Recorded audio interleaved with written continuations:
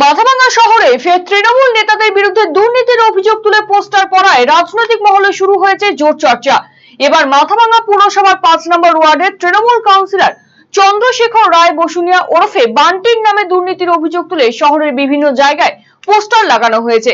স্থানীয় সূত্রে জানা গিয়েছে, পোস্টারে কাটমানি সহ একাধিক দুর্নীতির অভিযোগ আনা হয়েছে কাউন্সিলরের বিরুদ্ধে।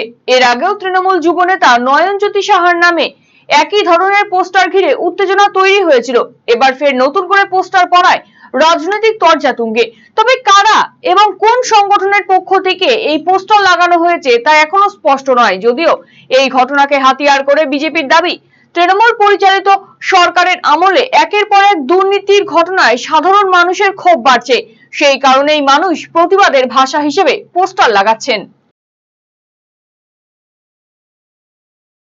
আসলে তৃণমূলের যে এই যে স্বৈরাচারী শাসন, যেটা 2011 থেকে শুরু হয়েছে, এখানে এই শাসন আমলে বিশেষ করে পৌরসভা 2015 থেকে যে শুরু হয়েছে আজ পর্যন্ত, সেই সময়টাতে তৃণমূল দুর্নীতিতে ডুবে গেছিল।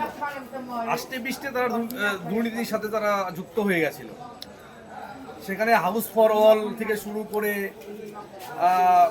বিভিন্ন উন্নয়নমূলক যে কাজগুলি হতো সেখান থেকে শুরু করে সমস্ত কিছুতে এরা দুর্নীতি করত। মানুষ, মাথাভাঙ্গা পৌরসভার মানুষ বুঝে গেছে যে তৃণমূল একটা দুর্নীতিগ্রস্ত দল। সাধারণ মানুষই এরা করছে, এরা স্বতঃস্ফূর্তভাবে এরা দুর্নীতির বিরুদ্ধে আজকে জনমত গঠন করেছে এবং ভারতের জনতা পার্টিকে পশ্চিমবঙ্গে ক্ষমতায় নিয়ে এসেছে এবং মাথাভাঙ্গা পৌরসভায় বিপুল ভোটে এই দুর্নীতির বিরুদ্ধে মানুষ ভোট দিয়েছে। সুতরাং সাধারণ মানুষ স্বতঃস্ফূর্তভাবে তৃণমূলের বিরুদ্ধে এই পোস্টারগুলি লাগিয়েছে। Eastern India's #1 boarding school, Himalayan International Residential School, Siliguri. Separate AC hostel for boys and girls. 126-acre lush green campus. World-class sporting facilities. Admission open for session 2026-27. Hurry up. Limited seats.